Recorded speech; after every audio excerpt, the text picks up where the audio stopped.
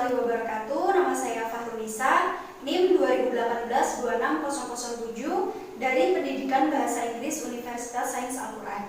Video ini dibuat untuk memenuhi ujian akhir semester mata kuliah microteaching. Terima kasih. Oke student, Assalamualaikum warahmatullahi wabarakatuh. How are you today? Yes, I'm fine, thank you. And you? Okay, today we are going to study about procedure text. And before we are study together, coba bisa dikondisikan dulu ya tempat duduknya, duduk yang rapi. Ya, sebelum kita memulai pelajaran, sebaiknya kita berdoa terlebih dahulu. Berdoa mulai. Berdoa selesai. Oke, sekarang Ibu akan melakukan presensi dulu ya. Baik, alhamdulillah hari ini kita tidak ada yang alfa ya, nihil ya. Nah, untuk motivasi kalian belajar, Ibu ada sedikit kata-kata yang kata-katanya itu jelas, padat, dan singkat, namun sangatlah berarti, yaitu pray hard and study hard, yang artinya adalah belajar yang bersungguh-sungguh dan berdoalah yang bersungguh-sungguh. Oke, sekarang Ibu akan memulai pelajaran kali ini, yaitu membahas tentang prosedur text. Ada yang udah tahu apa itu prosedur text? Tunjuk tangan. Ya, apa itu prosedur text? Ya, hampir. Ada lagi yang bisa? Oke, langsung aja ya kita mulai pelajaran hari ini tentang prosedur text. Agar kalian bisa memahami prosedur text lebih dalam, Ibu akan menjelaskan satu persatu mengenai apa itu prosedur text, apa tujuan prosedur text, apa saja yang ada dan terdapat dalam prosedur text, dan contoh dari prosedur text tersebut. Langsung saja kita mulai. Yang pertama adalah pengertian dari prosedur text. What is prosedur text? Prosedur text is a text which contain goals and steps to create or do something. Yang berarti sesuatu yang berisi langkah-langkah untuk membuat atau menciptakan sesuatu. Udah jelas ya semuanya? Selanjutnya yaitu tujuan dari prosedur text. What is the purpose of prosedur text? The purpose of prosedur text is to show how to do something through sequential steps so that the readers can reach the goal. Yang artinya adalah untuk menunjukkan bagaimana cara untuk melakukan sesuatu dengan langkah-langkah yang urut. Sudah jelas ya? Selanjutnya kita lanjut ke what are the characteristic of prosedur text. Yang pertama yaitu using simple present tense. Ada yang tahu simple present tense itu apa? Ya. Selanjutnya, contoh dari simple present tense adalah pour the ice cups into the bowl. Udah tahu semua kan artinya? Apa? Ada yang tahu? Ya, benar ya itu artinya. Yang kedua, using imperative sentence. Contohnya, add 2 spoons of sugar. Ada yang tahu artinya? Ya, udah pada pinter-pinter semua ya di sini. Selanjutnya, using action verb. Contohnya, put, slice, and mix. Yang artinya adalah potonglah, campurkan gitu ya. Selanjutnya, using numbering of temporal conjunction. Contoh dari conjunction yaitu first, second, then, next, and finally. Yang berarti pertama-tama, kemudian, selanjutnya, dan yang terakhir seperti itu.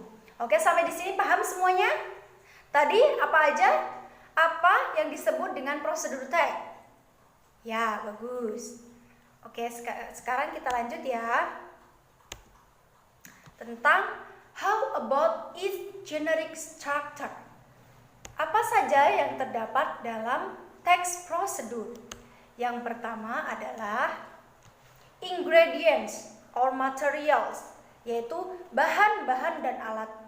Biasanya kita membuat prosedur tag itu, melakukan prosedur tag itu harus menggunakan alat-alat. Akan tetapi ada juga prosedur tag yang tidak menggunakan alat-alat. Contohnya, cara menghidupkan handphone. Nah, itu kita tidak menggunakan alat-alat ya. Kita juga tidak menggunakan bahan.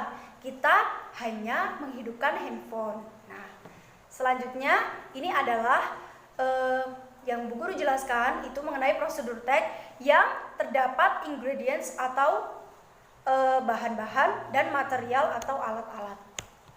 Dan yang kedua, goals or purpose, yaitu tujuan yang tadi sudah kita bahas. Dan yang terakhir adalah steps or method, yaitu cara pembuatan. Jadi dalam prosedur tag itu kita akan ditunjukkan cara-cara untuk membuat sesuatu tersebut agar menjadi sebuah karya atau sebuah handmade gitu ya. Baik, selanjutnya Bu Guru akan menunjukkan salah satu contoh prosedur tag, yaitu how to make healthy juice. Nah, di sini ada ingredients, jadi ada bahan-bahan yang akan kita butuhkan. Yang pertama adalah 3 celery stalks, yaitu 3 potong seledri. Selanjutnya 1 apple cut into pieces, 1 apple, 1 apel dan dipotong dimasukkan ke dalam piring. Selanjutnya 1 cucumber cut into pieces. Maaf ya, itu salah, setengah timun ya. Yang benar 1 timun ya.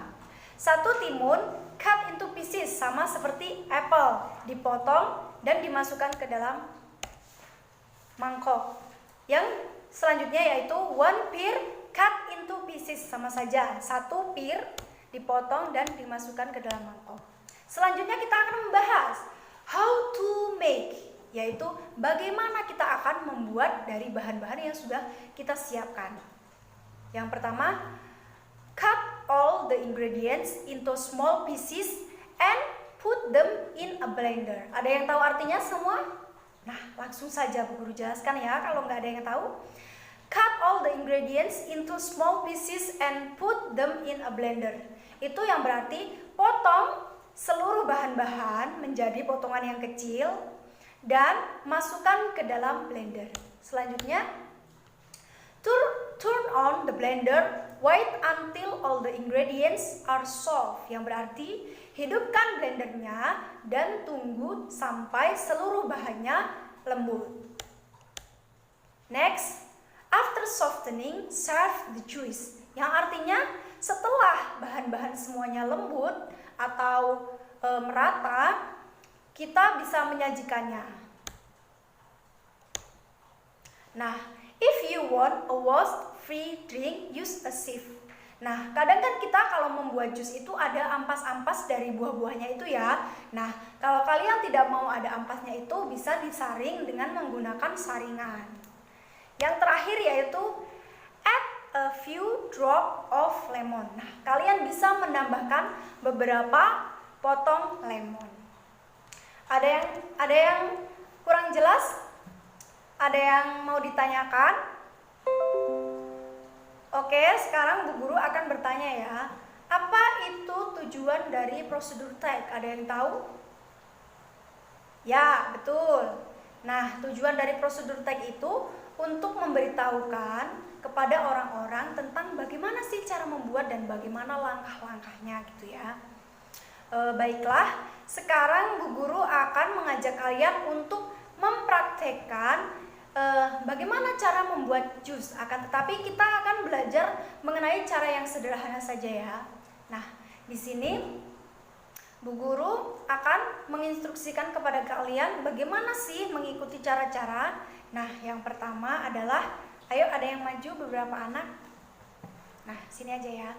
Nah, sekarang kalian ikuti Bu Guru untuk membuat simple juice. Nah, biasanya yang sambil itu jus apa? Nah, sekarang kita akan membuat jus mangga aja ya. Nah, kalau kita membuat jus mangga itu apa saja yang dibutuhkan? Pasti terutama adalah mangga ya. mangga, terus ya gelas, terus apa lagi? Ya, kita bisa menyiapkan sedotan atau apa ya? Ya, sedotan aja ya. Terus kita akan membuatnya dengan bahan-bahan yaitu mangga dan bisa kita tambahi sedikit air gula. Karena mangga kan tidak selalu manis, ya kan? Ya, betul sekali. Nah, sekarang kita siapkan mangga. Kita potong-potong seperti contoh tadi ya.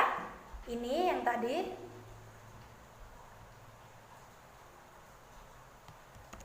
Bentar. Nah, ini tadi kita ikuti saja instruksinya yang sudah ada. Nah, kita potong mangga menjadi kecil, kita masukkan ke blender semuanya. Tidak perlu kita campur dengan air gula ya, karena mangganya sudah manis gitu aja. Ini kan cuma contoh. Terus setelah itu kita hidupkan blendernya dan kita apakan tadi? Ya, tunggu sampai lembut. Setelah itu langsung disajikan. Jika tidak mau ada ampasnya, kita menggunakan apa? Nah, udah tahu semua kan sekarang gimana cara membuat atau bagaimana cara kerja dari prosedur teks adalah untuk menunjukkan kepada pembaca dari prosedur teks tersebut cara untuk membuat sesuatu. Oke, sekarang karena kalian sudah mempraktekkan, ada yang mau ditanyakan? Oke, udah paham semua ya? Coba sekarang Ibu akan mereview sedikit dari tadi yang apa Ibu jelaskan. Yang pertama adalah ada apa saja sih di dalam prosedur teks? What the generic structure dari prosedur teks? Nah, betul, material. Terus apa lagi? Ya, ada goals. Terus apa lagi? Yang terakhir, ya, step atau method. Udah tahu semua kan apa arti dari masing-masing tersebut? Oke, baiklah. Semua pintar-pintar ya di sini ya. Oke, nah sebelum kita mengakhiri pertemuan kita pada hari ini, Ibu akan memberi sedikit kata-kata, yaitu never stop learning because life is never stop teaching. Yang berarti adalah jangan pernah berhenti belajar, karena kehidupan tidak pernah berhenti untuk memberikan pelajaran untuk kita. Semangat belajar semuanya, stay safe and stay healthy. Dan mari kita berdoa menurut agama dan kepercayaan masing-masing. Berdoa mulai. Berdoa selesai. Oke semuanya, sampai jumpa minggu depan. See you later and have a nice day semuanya. Wassalamualaikum warahmatullahi wabarakatuh.